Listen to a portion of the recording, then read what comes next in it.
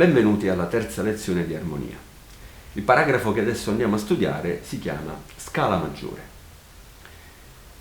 Bene, allora noi abbiamo visto come nel sistema temperato abbiamo 12 suoni che sono tutti quanti equidistanti, quindi tutti alla stessa distanza, che è quella di semitono.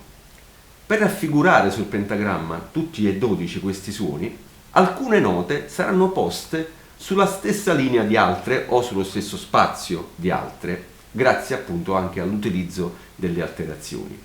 In questa maniera, questa successione di note viene chiamata scala cromatica. Quando invece sul pentagramma abbiamo una successione di 8 note, tutte di diversa altezza sul pentagramma, quindi che si alternano spazio-linea o viceversa, questa viene detta scala diatonica, cioè non ci sono mai due note sulla stessa linea o nello stesso spazio, oppure una di esse in meno, che manca, quindi che si salta da una linea all'altra linea o dallo spazio allo spazio successivo. Cioè sono le note consecutive, per esempio dal do al do, do, re, mi, fa, sol, la, si, do, o anche dal re al re, mi, fa, sol, la, si, do, re, e così via. Bene, quando questa successione di note parte proprio dalla nota do, questa successione genera la scala maggiore naturale in questo caso, cioè formata dalle sole 7 note naturali che si conclude però sull'ottava nota che è di nuovo il do. Questa scala maggiore è quindi alla base di tutte le altre scale maggiori, quindi la scala maggiore naturale formata dalle 7 note naturali è alla base di tutte le altre scale maggiori, cioè è costruita sempre nella stessa maniera delle altre, o meglio le altre saranno costruite nello stesso modo. E qual è questo modo? Andiamo adesso ad analizzarlo. Bene, allora osserviamo l'ottava dal do al do. Le 8 note che formano questa scala, quindi do, re, mi, fa, sol, la, si e do, innanzitutto avranno un ordine numerico. Quindi la prima nota si chiamerà primo grado, la seconda nota, re, secondo grado, la terza, terzo grado e così via. Quindi abbiamo 8 gradi. Adesso analizziamo che distanza c'è in base a semitoni e toni tra questi 8 gradi. Allora, tra il do e il re, che sono primo e secondo grado, la distanza è di un tono, 1 e 2 semitoni. Tra il re e il mi, che sono secondo e terzo grado, è ancora un tono, 1 e 2 semitoni. Tra il terzo e quarto la distanza è di un semitono. Tra il quarto e il quinto di nuovo di un tono, tra il quinto e il sesto di un tono ancora, tra il sesto e il settimo ancora un tono e tra il settimo e l'ottavo ancora un semitono come tra il terzo e il quarto. Quindi possiamo dire che una scala maggiore è formata dalle distanze tra i vari gradi di toni e semitoni. Queste sono di semitoni tra il terzo e il quarto grado e il settimo e l'ottavo grado, e di toni tra tutti gli altri, primo, secondo, terzo, quarto, quinto, sesto, settimo. La cosa importante da ricordarsi è che noi abbiamo tutte e 7 i nomi delle note naturali in fila, dal do al do. Non ne ripetiamo nessuno e ne mancherà uno di essi. Sul pentagramma saranno raffigurati quindi in questo modo. Bene, allora adesso facciamo un esempio. Calcoliamo la scala maggiore di Mi. Questo è il Mi e questo sarà il nostro primo grado. Adesso io dovrò ricordare che le note devono essere consecutive, tutte in fila. Mi, fa, sol, la, si, do, re, mi. Però naturalmente poi dovrò fare attenzione alle distanze che abbiamo prima osservato. Allora, il Mi è il primo grado. Dal primo al secondo grado la distanza è di un tono, allora io faccio 2 semitoni, 1 e 2, quindi il secondo grado è questo tasto nero. Ma come chiamarlo? Fa diesis o sol bemolle?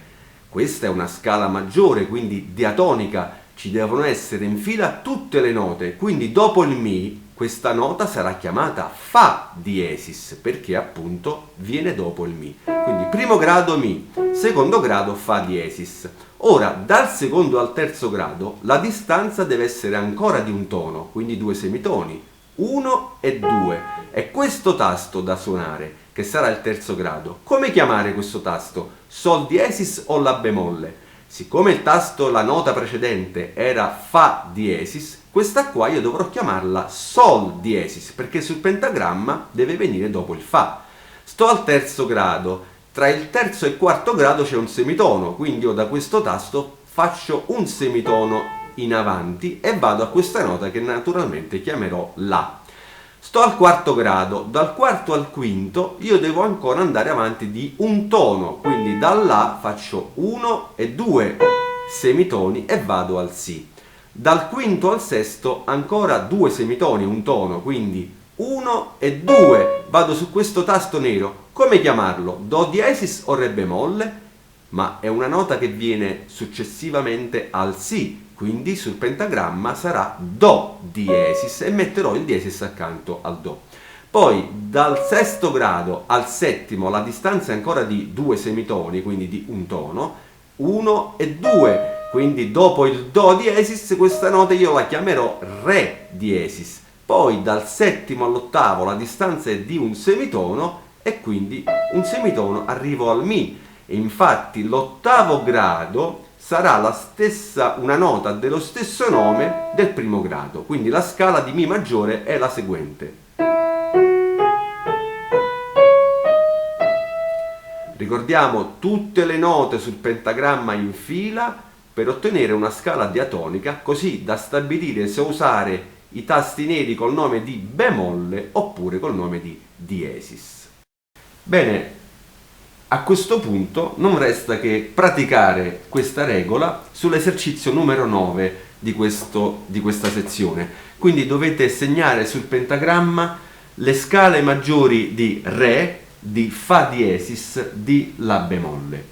Ricordatevi che quando avete il dubbio di come chiamare un tasto nero, dovete osservare il nome della nota precedente, perché le note devono essere sempre successive e quindi così potete scegliere se mettere accanto alla nota sul pentagramma il bemolle oppure il diesis, perché le scale maggiori devono avere sempre tutte e 7 con l'ottava nota in fila. Non dovete saltare nessuna nota e non dovete trovarvi 2 note sulla stessa linea o sullo stesso spazio. Bene, provate questo esercizio, quindi ripeto il numero 9, e poi confrontatene la soluzione alla fine del libro. Come già vi ho detto, ci sono le soluzioni in modo da vedere se avete compreso bene la regola, perché è fondamentale, così voi potete costruire qualsiasi scala maggiore.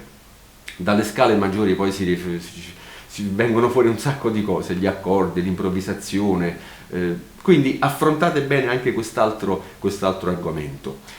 Non mi resta che adesso darvi appuntamento sul sito per le prossime lezioni www.musica-napoli.it e ricordarvi che potrete richiedere il manuale o alla Sonitus Edizioni oppure rivolgervi direttamente a me con la mail che adesso vedete, attraverso l'indirizzo email che adesso vedete in sovraimpressione. Naturalmente sono a vostra disposizione anche se avrete delle domande, dei dubbi insomma da pormi, perché magari qualcosa non è stato proprio chiaro. Io sono lì per cercare di illustrarvelo al meglio. Vi do quindi appuntamento alle successive, alla quarta lezione di armonia, e vi ringrazio per avermi seguito. Ciao!